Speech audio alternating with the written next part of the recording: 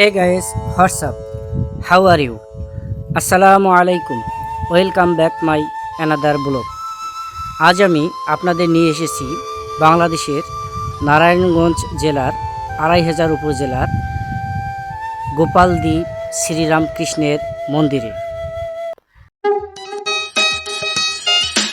এই আশ্রমটি ঠাকুর শ্রীরামকৃষ্ণের আদর্শ ও শিক্ষার উপর ভিত্তি করে প্রতিষ্ঠিত হয়েছে। এই আশ্রমটি স্থানীয়ভাবে ধর্মীয় ও সাংস্কৃতিক কর্মকাণ্ডের কেন্দ্র হিসাবে পরিচিত।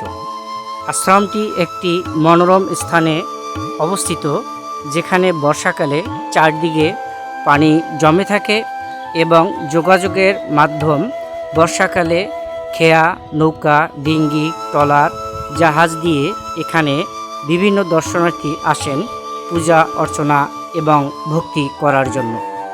এই শ্রীরামকৃষ্ণ আশ্রমটির অবস্থান গোপালদি ২৫০০ উপজেলা, নারায়ণগঞ্জ জেলা, বাংলাদেশ।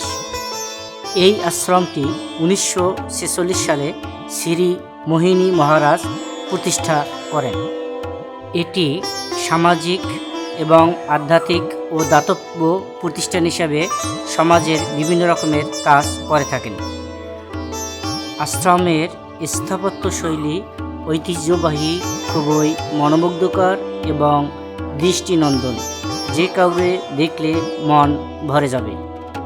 আশ্রমে সাধারণত যেসব কাজ করা হয় তা হলো দৈনিক পূজা অর্চনা ও আরতি, ভক্তি সঙ্গীত ও ভজন এবং ধর্মীয় আলোচনা ও পাঠ চক্র। এছাড়াও এখানে জন্মাষ্টমী, দুর্গাপূজা, জন্মতিথির অনুষ্ঠানও এখানে উদযাপন করেন অনেকেই। এখানে প্রায় গরিব ও অসহায়দের মধ্যে দাতব্য চিকিৎসা সেবা প্রদান করা হয়। আশ্রমে আগত ভক্তদের মাঝে প্রসাদ বিতরণ করা হয় এবং এই আশ্রম থেকে প্রাকৃতিক দুর্যোগের সময় ত্রাণ সামগ্রীও বিতরণ করা হয়। এই আশ্রম থেকে ধ্যান ও মনোযোগ বাড়ানোর, মনোবল বাড়ানোর প্রশিক্ষণও এই আশ্রম থেকে দিয়ে থাকা হয়। ধর্মীয় নাটক, ভক্তি সঙ্গীত, আধ্যাত্মিক বক্তৃতা ও সেমিনারের আয়োজন করা হয় প্রতিনিয়ত এই আশ্রম থেকে।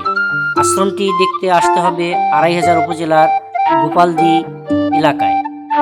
ভিডিওটি ভালো লেগে থাকলে অবশ্যই একটি লাইক, কমেন্ট এবং সাবস্ক্রাইব করতে ভুলবেন না। আপনার একটি সাবস্ক্রাইব আমার খুবই প্রয়োজন। Thank you.